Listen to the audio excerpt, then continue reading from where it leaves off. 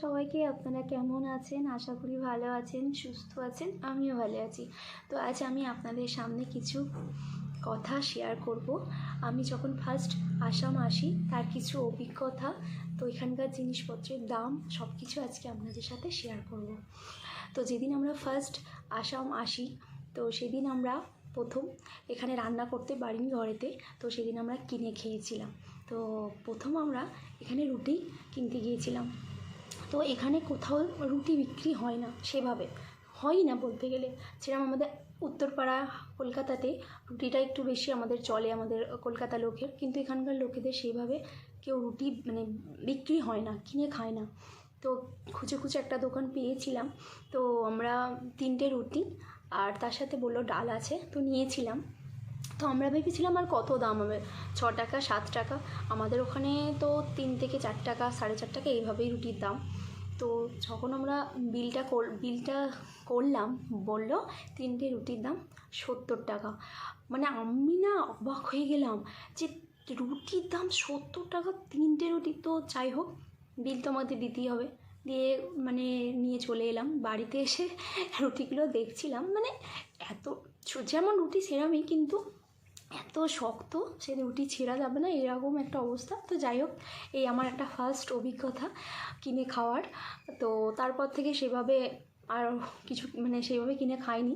তাও যখন আমরা বাইরে যাই, কিছু কিছু জিনিস আমরা লক্ষ্য করেছি, যেমন রোল, এখানকার যে রোল, আমাদের কলকাতার রোলের দাম কীরকম, হয়তো 35 টাকা 40 টাকা 50 টাকাই আমি ধরছি। তো এখানে এমনি রাস্তার ধারে ছোটো, কতটুকু বলবো, ঠিক এতটুকু সাইজের দাম, সরু, সেই রোলটার দাম 75 টাকা 80 টাকা। আর এমনি একটু ভালো দোকান থেকে নিলে 120 টাকা 30 টাকা এক একটা রোলের দাম। আমি বুঝতে পারছি না যে এখানের জিনিসের এত কেন দাম। আর আপনাদের সামনে আরেকটা আমি যেটা আমি অবাক করা কি বলবো শেয়ার করব, সেটা হচ্ছে এখানের মুড়ি। আমাদের কলকাতার লোক তো মুড়ি ছাড়া সত্যি চলে না। তো এখানের আমার ফার্স্ট একটা বিশাল অভিজ্ঞতা হলো যে মুড়ির দাম এত হতে পারে। তো আমাদের ওখানের কলকাতার মুড়ির দাম আর কত, 50 টাকা 55 টাকা। এখানের মুড়ির দাম শুনলে আপনি অবাক হবেন। তো মল থেকেই আমি নিয়ে এসেছি 1 প্যাকেট মুড়ি। তো প্রথম নিয়ে এলাম যখন, 1 প্যাকেট মুড়ির দাম নিয়েছে 25 টাকা। তো সেই মুড়িটাতে আছে কত বলছি, তো আমি দেখাচ্ছি আপনাদের। তো এই মুড়িটার দাম 25 টাকা, ঠিক আছে। এইটা লেখা আছে 170 গ্রাম, ঠিক আছে। কিন্তু বিশ্বাস করুন, এটা কিন্তু 170 গ্রাম নেই। আপনি এইখান থেকে, এটা ওখান থেকে হয়তো অনেকটা বড় দেখাচ্ছে, কিন্তু এটা একদমই ছোট। কত হবে আমি বলতে পারি, এটা 150 আছে কিনা সন্দেহ। তো যাই হোক, এই মুড়িটার দাম 25 টাকা। তাহলে বুঝতে পারছেন, 1 কেজি মুড়ির দাম 150 টাকা। আমি মুড়ি ছাড়া তো আমার চলেই না। আমি মুড়ি আমার ফেভারিট, বিশাল ভালো লাগে। আমি প্রত্যেক দিন আমার অল্প হলেও মুড়ি চাই, এতটাই ভালোবাসি। তো এত মুড়ির দাম, তা কিছু করার নেই, কিনতে হবেই। তারপর আর হচ্ছে যে সবজি। তো এখানে সবজিরও প্রচণ্ড দাম। তো এখানে যেরকম আমরা সবজি যখন কিনি, এরা বলে পোয়া, পোয়া হিসাবে এখানে বিক্রি হয়। প্রথমে একটু অসুবিধা হচ্ছিল, তা যাই হোক। তো আলুর দাম, আমাদের ওখানে যদি নতুন আলুটা যখন ওঠে, তখন এই আলুটা হয়তো 20 টাকা, এরকম দাম 15 টাকা। তো এখানে সেটা 50 টাকা 45 টাকা, তার নিচে নেই এখনও। 50 টাকা 45 টাকা আলু, প্রত্যেকটা জিনিসের দাম কেন আমি এখনও বুঝতে পারছি না, যে এতটা পরিমাণে প্রত্যেকটা জিনিসের দাম কেন এত কস্টলি এখানে, যে কি বলবো আপনাদেরকে। না, যদি আমি এখানে আসতাম থাকতাম, আমি বুঝতেই পারতাম না। আসাম খুবই ভালো, গুয়াহাটির জায়গাটা খুবই ভালো, ঘোরার জায়গা তো খুবই আছে, কিন্তু বিশ্বাস করুন, থাকার জন্য খুবই কষ্ট। রুই মাছ 400 টাকা কেজি, রুই মাছের দাম 400 টাকা। কাতলা মাছ, সেদিনকে আমি বললাম তাহলে একটু মাছ নিয়ে এসো, তো ও বললো 550 টাকা কাতলা, 550 টাকা কাতলা মাছ, অবাক করা। আর রুই মাছ আমাদের ওখানে বলে যেরকম মাথা দিয়ে এরকম নিয়ে 180 200 এরকম। তো সেখানে বলছে রুই মাছ, তাও হ্যাঁ মানে ওরা পোয়া পোয়া হিসাবে দাও, মানে মাছটা কম দেবে না, 500 নিতেই হবে, তার নিচে দেবে না। তো যাই হোক, আর চিকেনের দাম হচ্ছে এখানে অল টাইম একটাই দাম 350 টাকা। 350 টাকার নিচে 320 30 টাকার নিচে কোনো দিনও আজ পর্যন্ত আমরা এতদিন আছি একটা দিনও দেখিনি যে কম। আমাদের যেরকম 200 টাকা কোনো সময় হচ্ছে, 250 টাকা হচ্ছে, কোনো সিজনে যেরকম একটু বাড়ে, এখানে কিন্তু একই দাম, ওই একটাই দাম। মানে এতটা জিনিসের দাম। যখন প্রথম সবজি ওঠে, শীতের সবজি কড়াইশুঁটি, যেদিন আমরা আনতে গেলাম তো আমি দেখলাম কড়াইশুঁটি উঠেছে, আমি ওকে বললাম তাহলে একটু কড়াইশুঁটি নিই। তো আমাকে বললো এক পোয়া কড়াইশুঁটি 100 টাকা। আমি ভাবলাম 1 পোয়া কড়াইশুঁটি 100 টাকা, মানে 400 টাকা কেজি। ওরে বাপরে, দরকার নেই। তো যাই হোক, খাওয়ার জন্য তো নিতেই হবে। তো এই জন্যই আমি আজকে আপনাদের সামনে মানে এই কথাগুলো শেয়ার করছি। মানে আমার কলকাতার যে ওয়েস্ট বেঙ্গলের জিনিসের দাম, তার থেকে মানে আরও অন্য স্টেটে জানি না কিরাম, তবে আমি আসামে এসে একটা জিনিসই বুঝেছি, প্রচণ্ড কস্টলি। কিন্তু দেখুন, এখানে যদি বলে কেউ পাহাড় না, আমি যেখানে থাকি সেটা পাহাড় না, সমতল। বাট পাহাড় দেখা যায় চারিদিকে, কিন্তু আমরা আছি পুরো সমতলেই। গুয়াহাটি মেন প্রপার জায়গা, হয়তো হতে পারে এটা শহর, কিন্তু তাই এত কস্টলি।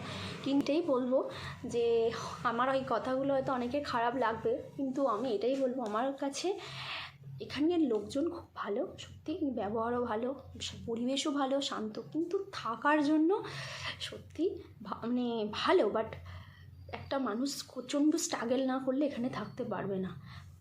জলের মানে এখানে জলের কষ্ট কিন্তু খুব প্রচুর। আসামের যে গুয়াহাটিতে এত মানে প্রত্যেকটা মানুষকে জল কিনে খেতে হয়। যারা এমনি হয়তো যে ওই অ্যাডবেস্টার ঘরে যারা থাকে, তাদের তো মানে আমি দেখি তো আমাদের পাশে অনেকে এরকম ভাড়া লিমিটেড কিনতে হয় পার ডে জল, মানে একদম জল 1500 টাকা এরকম মানে জল কেনে। মানে এতটাই জিনিসের দাম আর এতটাই কস্টলি এখানে থাকা যে বলার মতো নয়। আর আমার কাছে সত্যি কথা, আমার ওয়েস্ট বেঙ্গলের মানে প্রত্যেকটা জিনিস সত্যিই আমাদের অনেক কম। আমাদের ওখানে কলকাতার লোক 100 টাকায় একটা দিন, কিন্তু 100 টাকায় একদিন খেয়ে বাঁচতে পারবে। কিন্তু বিশ্বাস করুন, আসাম গিয়ে এখানে এলে কেউ কোনো দিনও 100 টাকা কি 200 টাকাতেও একদিনে কেউ থাকতে পারবে না, খেতে পারবে না। একটা মাছের মানে যেরকম আমাদের থালি হিসাবে 80 টাকা 90 টাকা মাছ ভাত মাছ দেওয়া হয়, সেখানে এখানে 180 টাকা 70 টাকা মাছ ভাত দেওয়া হয়। বুঝতে পারছেন যে কতটা জিনিসের দাম। কিন্তু আমি হয়তো হতে পারে তার কারণ আছে, তাই এত দাম, মানে এটা আজকে বলছি বলে না, কিন্তু আমার অভিজ্ঞতাতে আমি আজকে এটাই বলবো যে আমাদের কলকাতা কিন্তু এই মানে এই তুলনায় আমরা যে পরিবেশে থাকি, আমরা যে কলকাতায় থাকি, মানে অনেক ভালো। এখানকার লোকেদের অনেক কষ্ট, অনেক স্ট্রাগল করতে হয়, সত্যি অনেক স্ট্রাগল করতে হয়। এখানে স্ট্রাগল না করলে এইসব জায়গা থাকা খুবই মুশকিল। আর এটাই বলবো যে আমার কাছে আমার পশ্চিমবঙ্গ, আমার বাংলা সোনার বাংলা, সত্যি তাই। কিন্তু তা বলে এই নয় যে আসাম খারাপ, আসামে এত জিনিসের দাম, তার জন্য নয়। কিন্তু থাকার জন্য সত্যি কষ্ট, কিন্তু কিছু করার নেই, আমাদের থাকতে হবে।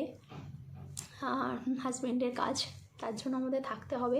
কিন্তু থেকে একটা জিনিস বুঝেছি, এখানে থাকতে গেলে যে মনের মতো করে মানে খাওয়া দাওয়া করা যাবে না, লিমিটেডভাবে করতে হয়, থাকতে হয়।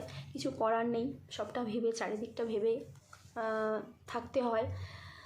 তো এটাই আজকে আপনাদের সাথে শেয়ার করা, যেটা আমার সবথেকে, প্লিজ কেউ কিছু মনে করবেন না, আমি আজকে এই কথাগুলো বললাম।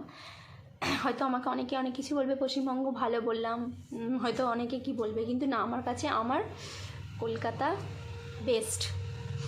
আর ওখানে যে আমাদের যে পরিবেশ, আমরা যেভাবে থাকি, সত্যি বলছি এখানে থাকা খুব কষ্ট, খুবই কষ্ট। না এলে, না থাকলে কেউ বুঝবে না। কেউ যদি 1 মাস থাকে, সে বলবে যে না, এখানে কেন এত কষ্ট। এখানকার মানুষের কিন্তু সত্যিই কষ্ট। আর এখানে এত পরিমাণে গরম, আর মানে এত পরিমাণে গরম আমি ভাবিনি যে এত গরম আমি আমার লাইফে সেরা মানে গরম আমি এই বছরটা পেয়েছি। মানে গেল যে মানে গরমটা পেয়েছি, এত কষ্ট হয়েছে। তা আমরা তাও তো এরকম একটা বাড়িতে আছি, যারা ধরুন এরকম ছোটো বাড়িতে ভাড়া থাকে, তারা কতটা অ্যাডবেস্টার করে, মানে কী বলবো, এত গরম যে বলার মতো নয়। তো এত কষ্ট করে এখানকার মানুষ আছে, তাদের জীবনযাপন করছে। তো এটাই বলার ছিল যে আমরা যেভাবে থাকি, আমরা যে কলকাতায় থাকি, সেটা তো আমরা বুঝতে পারি না যে বাইরের স্টেটের মানুষরা কত কষ্ট করে থাকে। তো আজকে আমার এখানে এসে এটাই অভিজ্ঞতা হলো যে মানুষ জীবনে অনেক স্ট্রাগল করে।